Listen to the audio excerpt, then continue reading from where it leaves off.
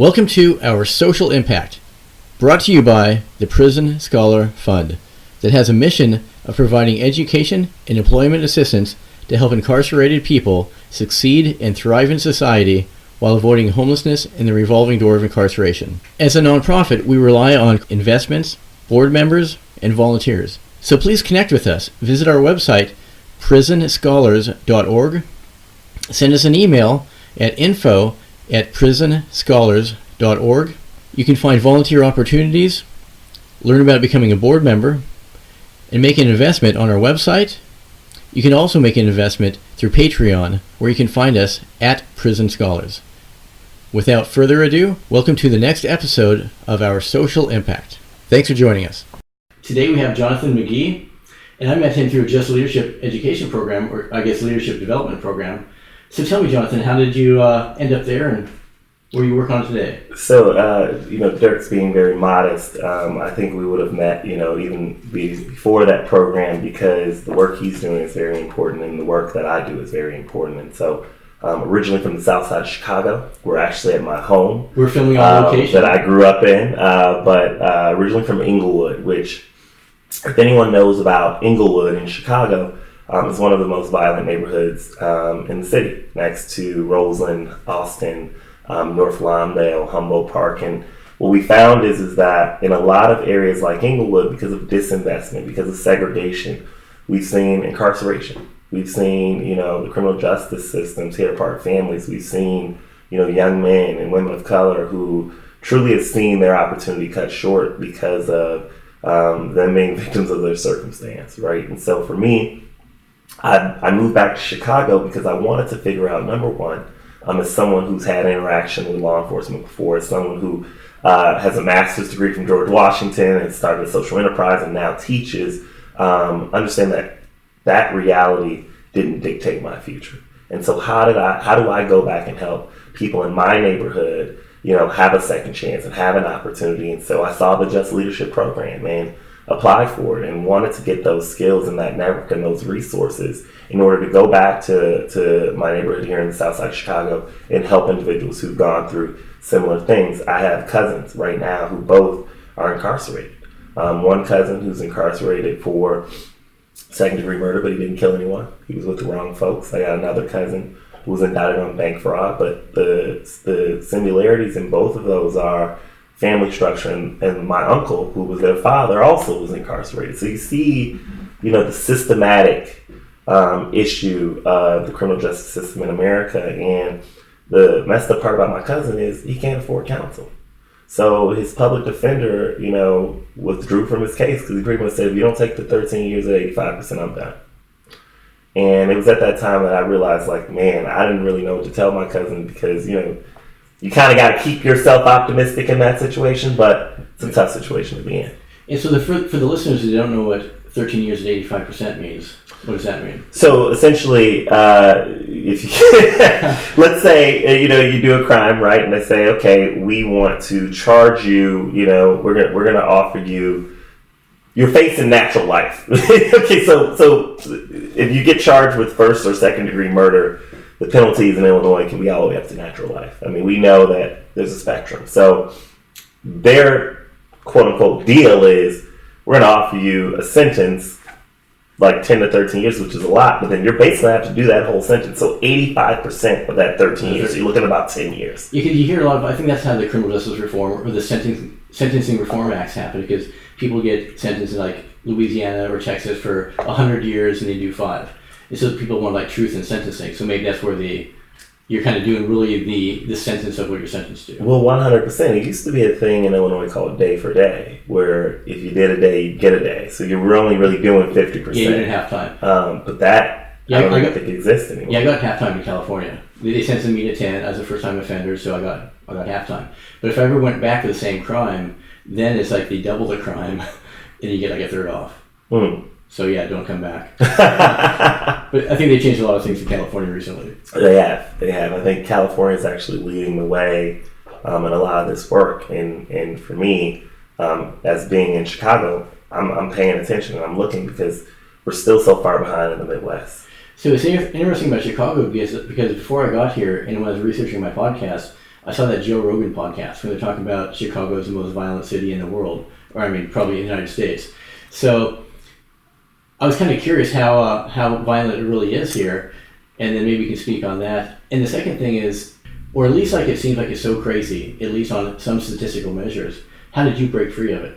So number one, let's talk about the facts, because unfortunately Chicago has a bad reputation.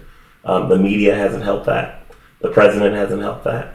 And actually there's someone from Inglewood that I respect immensely, Tamika Johnson, who came up with the Folded Map Project, which shows you the disparity in the city. So essentially, if you fold the map, right, you can see the inequity. But what she recently has been talking about is she's been going to the north side and asking kids at Northwestern and asking tourists and folks who only see one element of the city, how many times have you been told not to go to the south side? And the number is staggering, because somehow the narrative has been, if you go to the south side, you're going to get shot. Well, we're on 81st and Western right now. We're down the street from 79th and Ashland. Again, my grandmother's lived on 71st and Ada for 40 years. She's never been shot. Now, Chicago's the third largest city in the nation, 2.7 million people. Naturally, you're going to have a lot of shootings, and just by virtue of the population. We do have more homicides per capita than New York and LA combined. But when you look at places like Baton Rouge, when you look at places like Baltimore, which are way smaller but have such a high level of crime, we don't even scratch the surface for being the murder capital.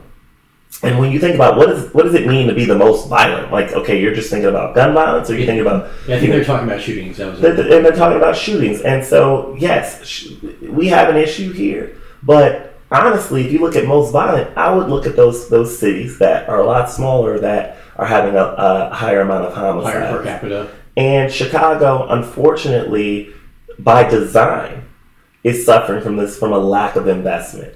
Poor educational resources, in neighborhoods of color. I think that's actually one of his points, because when you look at the demographics of Chicago, and as far as how many black people in the north, and black people in the south and white people in the north, it's kind of like, it's not a real priority for investment, because they're just like, hey, it's the south side, just let them shoot each other. Let me put it to you this way. You're not staying in a hotel, but if you were to stay in any major hotel downtown up north or by the airport, they'll give you a map, and you'll look at the map, and guess what? The map cuts off at the McCormick place. Really? So you know what that tells me? That tells me that the institutions in this city, the tourism in this city, does not value the south side of Chicago. How do you cut off the whole city? But it's beautiful down here, and I think there's a lot of Frank Lloyd Wright buildings. Listen, the south side is actually very beautiful.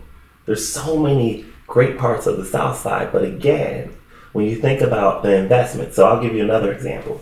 TIF funds, right? Harold Washington came up with TIF funds, back in when he was in office, and it was meant for the south and west sides.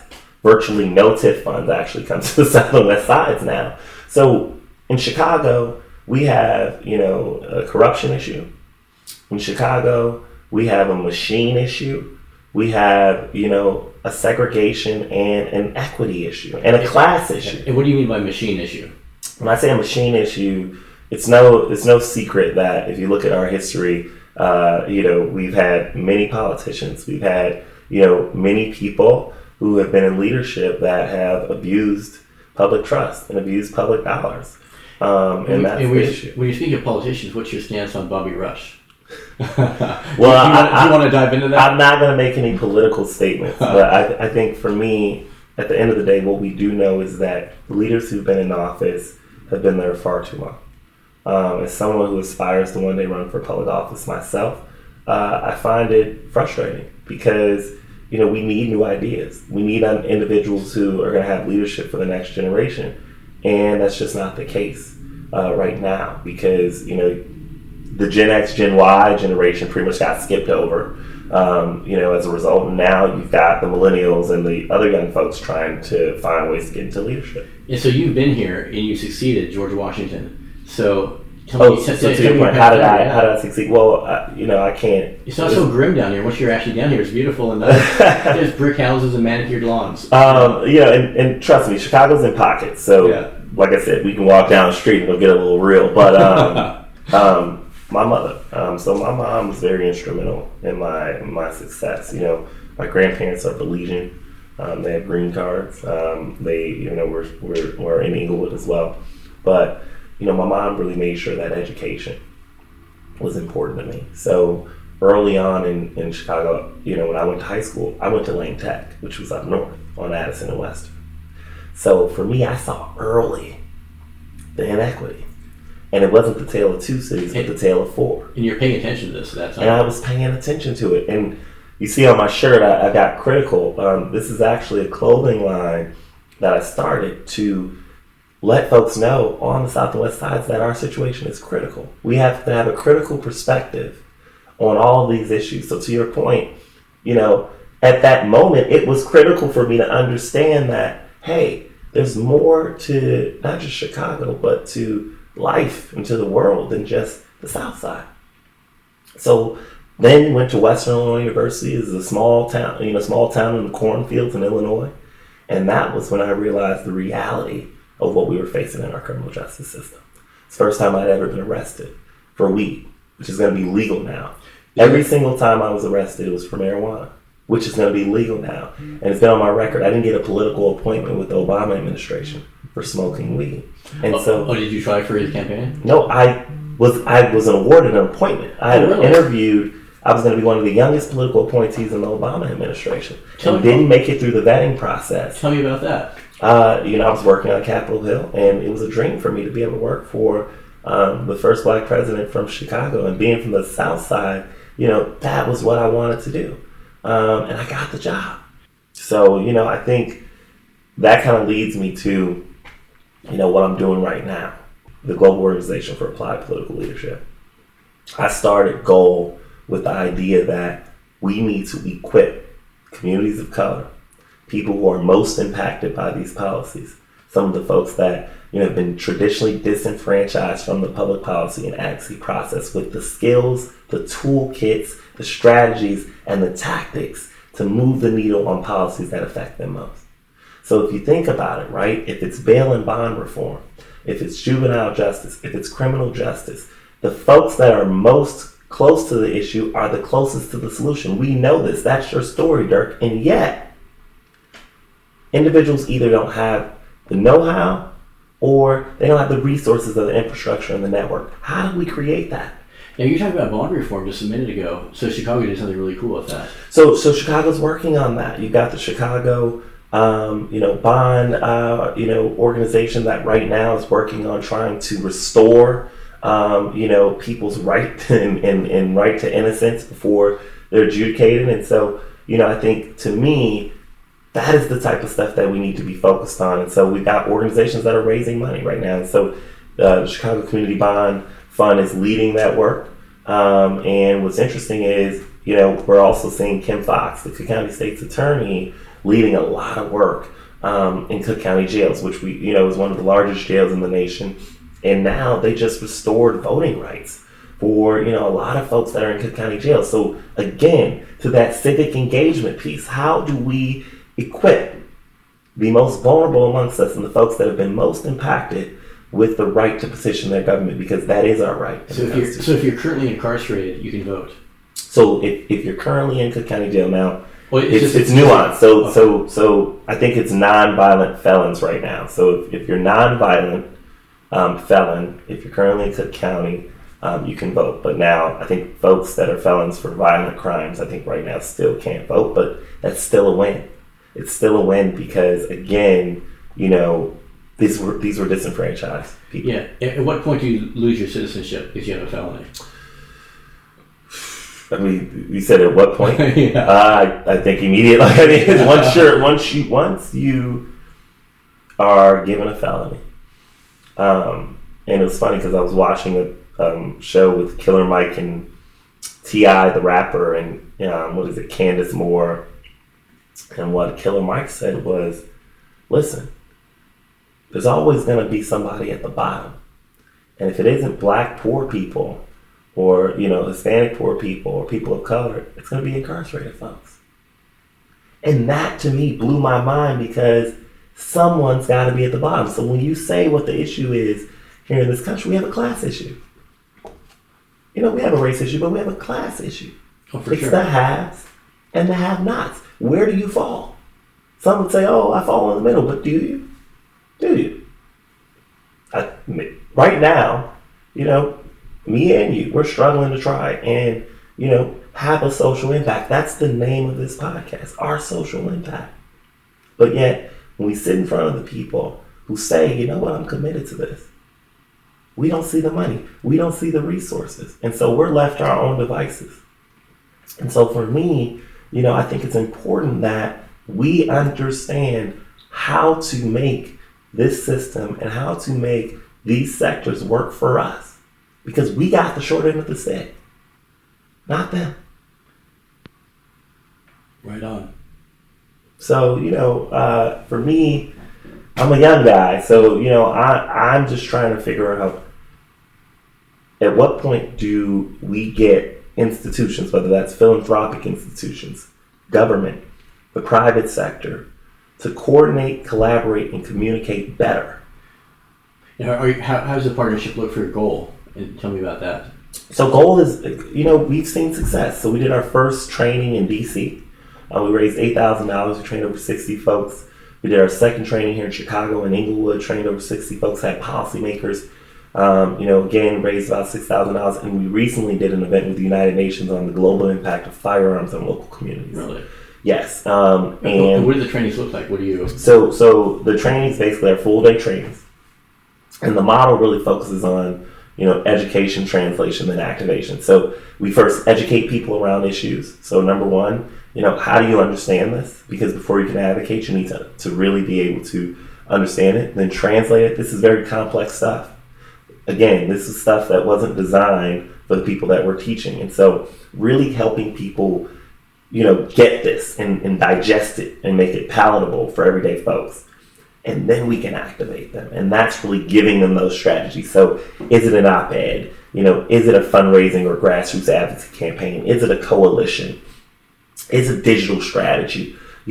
How do you leverage all of these skills to ensure that your issue gets on the agenda? And then once it's on the agenda, that doesn't even mean it's going to get done. So what we focus on at Goal is a commitment to the process, not the outcome. For a long time, we're so outcome focused these days that we don't understand that, listen, it's the process.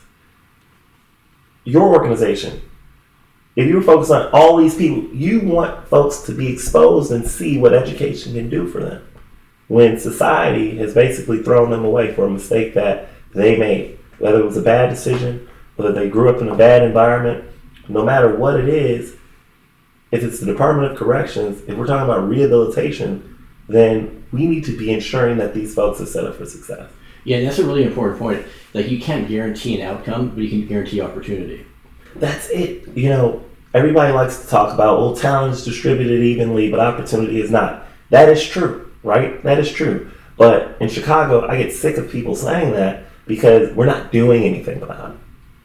We know that if you got a different view, a different perspective, a different idea, a different skill set, that you're of value. Yeah, we're not all equal, but we should have equal opportunity. Like, I can't jump 6 feet in the air. And the equality thing, it's equity, man. And I'm going to give you an analogy. So the best way to think about DEI, diversity, equity, inclusion, is like a restaurant. So let's say you go to a restaurant. Let's say we go to Krispy Kreme, right? And Krispy Kreme's like, we just want different customers. That's diversity. I just want different customers. Inclusion's like, Dirk went and got his coffee, got his apple fritter. How did he feel? Did he feel good? Did he feel like this was a place that, I needed to be? That's inclusion. Equity is, you know what? I got a problem. I don't like my coffee was cold, the donut. I want to talk to the manager. How this whole operation, do I have a say in that? And the reality is a lot of times you don't. Because what equity is that everybody has, the ability to influence how that organization, institution operates. They want a seat at the table. But even that, right? Like, it's so interesting because we got all these buzzwords now. We need a seat at the table. Having a seat at the table doesn't guarantee anything. Yeah. What we really need is folks out here doing what we're doing, building our own tables, building our own infrastructures. If this is America and if folks talk about competition, why am I trying to fight and claw and scratch to get you to see what's already right? I'm just going to get the folks that are out here doing the work. We're going to build a coalition. We're going to get together and we're going to say, you know what? Because they're not listening, we're going to raise our own funds. We're going to build our own movements. We have social media, we have podcasts, we have newspapers. How do we apply the pressure so that politicians and these institutions move? The old saying goes, if they feel the heat, they'll see the light. So how do we make them feel the heat?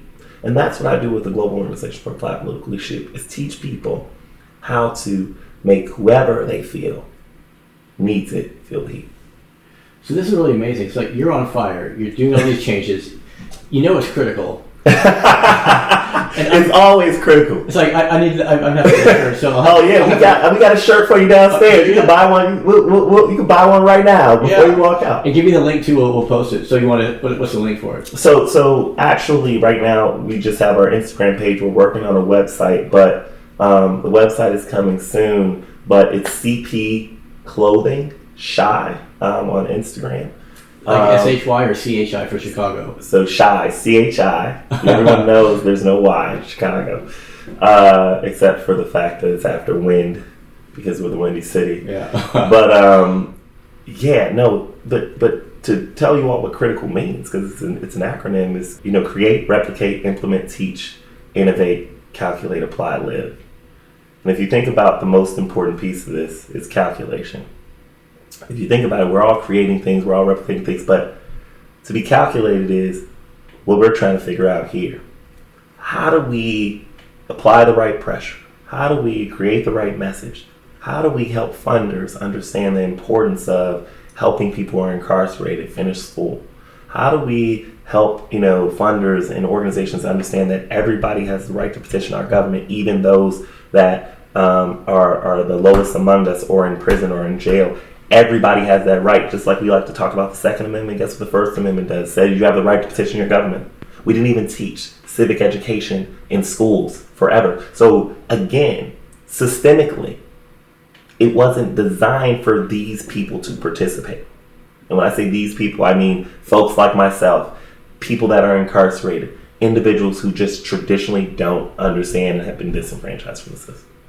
So I got to say that I met you through the Just Leadership USA program, which is an amazing curator of talent from across the country, formerly incarcerated, system-impacted people. But of course, your time there got cut short a little bit. You want to? So I don't want to diss. I don't want to diss no organization, but this is what I will say, and I want to make this very, very clear for all organizations and leadership institutions that are looking for lived experience people like ourselves. The reason why you want us is because we're out doing great things. And in this day and age, we all know competing priorities are real. We all know that there's only so much that can be on the agenda at one time. And so what I really want to see organizations do is commit to helping to provide an infrastructure, resources, and a network for civic leaders across this nation, social impact leaders across this nation. You may be able to make everything, you may not, but I wasn't able to make all of the workshops. And so had to move out of the program. But again, I don't want to diminish what I gained from it. And I don't want to diminish the fact that the only reason this is happening is because of that. But to your question, we need to realize that everybody needs to be supporting each other. Adam Grant, he's the youngest tenure business professor at the Wharton School of Business. He wrote a book called Give and Take. He talks about reciprocity. He also has a podcast called The Work Life. His whole idea is that how do we facilitate a culture of reciprocity in the social, civic, and professional sectors and private sectors? So does he answer his own question? Yes. He talks about 3 different types of people in the world: givers, takers, and matchers. We know what takers are. We know what givers are. Matchers are, you do something for me, Dirk, I'm going to do something for you. My question for you is, who do you think are the most successful?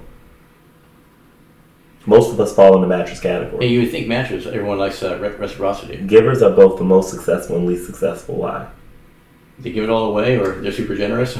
If you give it all away, you get exploited, right? Yeah. But if you say, hey, I'm going to give to the prison, fund, I'm going to give to JLUSA and my family, you're putting parameters on your giving. So the whole idea is that if we all viewed ourselves as givers, right, who were able to put parameters on their giving, then we'd all be more effective and efficient, because the reciprocity, right? We all can do something for someone. It's about, why should I?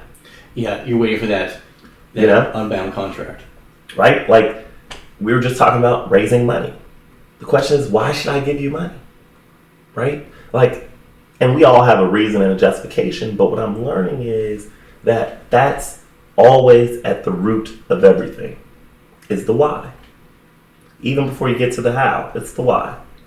And so for me, what I focused on with Goal, and what I focused on with this work, and what I focused on, my whole career is, how do we create a network of leaders who can amplify each other's impact and still make a case for funders and organizations that it's worth it? Because guess what? If anything, if you don't believe in my work, you can believe in this network of leaders, which to me is why what you're doing is so important, because you're literally building an infrastructure from the ground up of advocates, of lived experience people that eventually will be able to contribute back to the organization, but first they're going to contribute to society.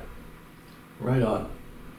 So what's next for you? Are you going to blow up Goal a little bit more? And when's your So I want to scale Goal. I want to do 4 trainings in 4 different cities next year, quarterly. So, in about 2 or 3 weeks, I've been just kind of juggling around. About 2 or 3 weeks, I'm going to begin the planning process for the next training. I want to do it in New York.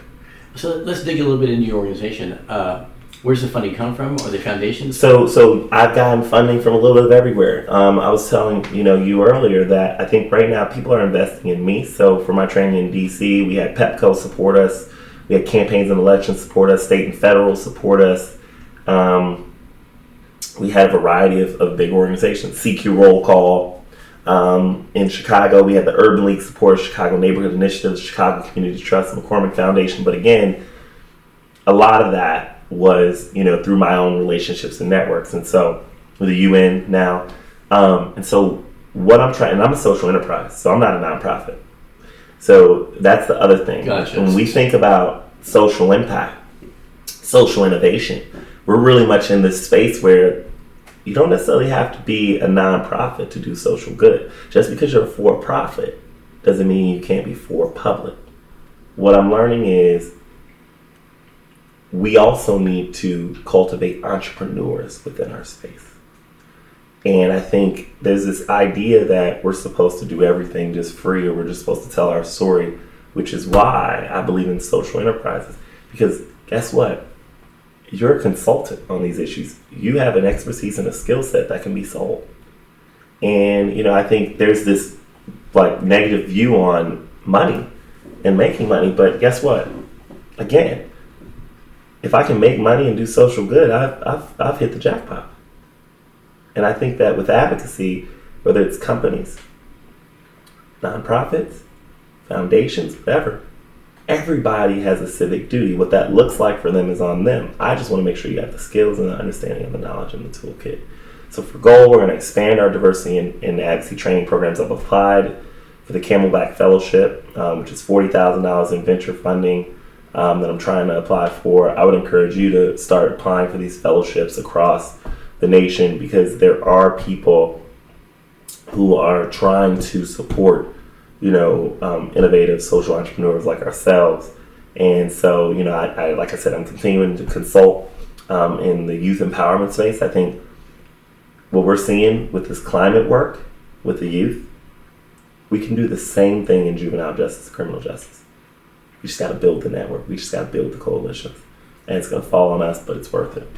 So you mentioned youth and entrepreneurs a couple times. Do you see the youth coming into society these days as more entrepreneurial? Well, they all want to be entrepreneurs. The problem is again, what I tell you, they don't know the how, man. It's most Gen Z. Yeah, how do you teach something like entrepreneurial spirit? That seems like, is that a so shameless plug? So Future Founders, the Gray Matter Experience. These are 2 organizations here in Chicago that are leading this work. They believe that number 1, every youth can be an entrepreneur, and then the Gray Matter Experience believes that youth of color from lower socioeconomic areas can be social entrepreneurs to help change their community themselves. So appetite's there.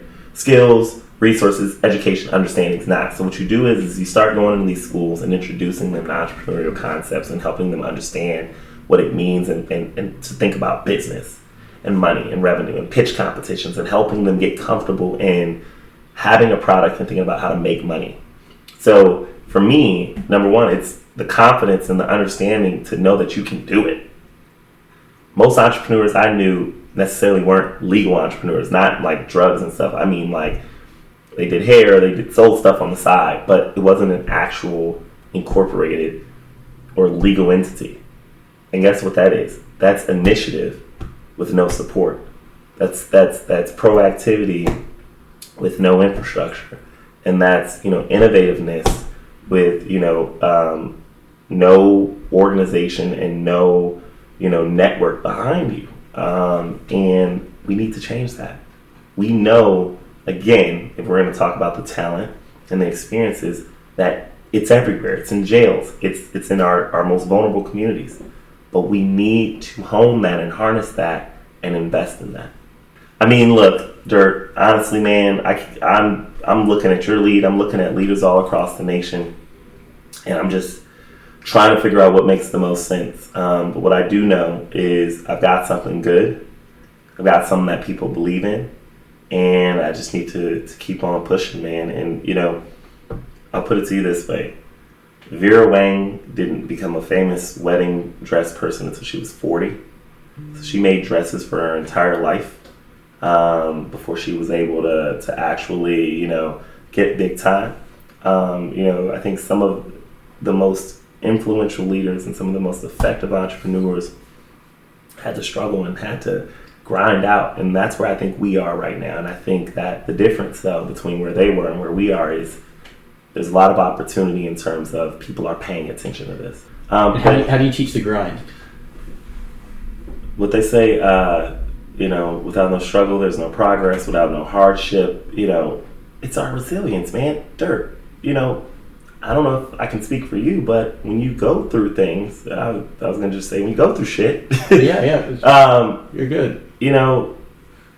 It creates this level of resilience and persistence and consistency in you that is not in anyone else. Because if you can get out of the situation you was in, you can do anything. Dude, you went to Stanford. I didn't even go to Stanford, right? Like, you can do anything. So that is where I think our grit and our grind come from. So if you haven't experienced hardship, if you hadn't had to test your faith, if you hadn't had to be resilient, if you hadn't had to be persistent, then it's going to be tough because you don't understand what it's like to see the window of opportunity closed. I know what it's like to be fired from a job. I know what it's like to not get a political appointment. I know what it's like to be arrested and have to do some time in jail. I know about all those things. It's for me, it's the climb, it's the journey, man. It's the process. And, that's what makes us unique. That's what makes leaders in Jail USA unique. That's what makes everybody who has had to know what it's like to go and sit in a jail cell. Yeah. That's when you have time to think, grind through. Dude, I'm never going to forget. And I was in Macomb. Oh, yeah. Tell us about your experience in jail and what. Well, it was a brief stint. I'm not going to. I don't even tip the iceberg when it comes to, Dirk and some of the other leaders that you just had a little time out. Basically, right? But it was enough of a timeout for me to realize that, I needed to do something differently. So for me, when I was in Macomb in college, it was a predatory experience because, again, you have a town that's, generating revenue off the fact that, people are in college and that it's a small town, they can make money. And little college town. Yeah, and they would target a lot of people of color from the inner cities because they understood that, that's the type of environment that we can generate revenue on. And so for me, I didn't understand that. There was no resources. There was no one who prepared me for that. And I think as a result, I fell prey to it. And so for me, it wasn't until the third time I got in trouble that I realized that, wow, they're actually getting serious about this. And you're talking about petty offenses. Yeah. They were trying to make me do 30 days in jail. It was crazy. For a little bit of weed. Exactly. For a joint. 30 days. So I ended up having to do 2 weekends.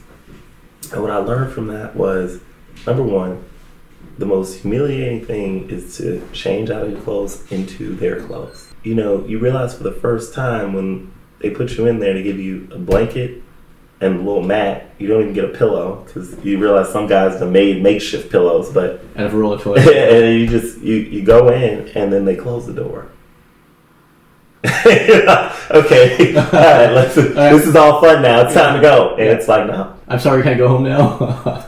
And then, you know, the lights go off, and then the lights come on, and then, you know, the food is trash, and, you know, you might get pizza on Friday, and, you know, for me, I was lucky enough, I was doing weekends, so then they would let us out, and then, you know, you get out, and you would just realize, like, you would want to kiss the ground, because I couldn't imagine being in there for as long as my cousin has, or as long as you had, or as long as a lot of people have. And so when we think about, again, that resilience piece, you really don't know what you're capable of until you're put in that situation. And you really don't know what you can achieve and what you can get through until you have to. And so, you know, while my experience was milder than most, it was enough. Just because someone was incarcerated, again, doesn't mean they can't be top of your class, and doesn't mean that they don't have the skills to actually succeed there. Because if that was true, you wouldn't be sitting here on this podcast in front of me. And that is the message we need to let folks know. You know, look, they're running into scandals for letting rich people into school right now. What we're saying is let somebody who's actually, you know, spent way more than money have an opportunity. I love it. Let's do it. So, this has been awesome, man. Jonathan McGee, thank you so much for your time. Thank you, brother. You're awesome. Can't wait to see what you do.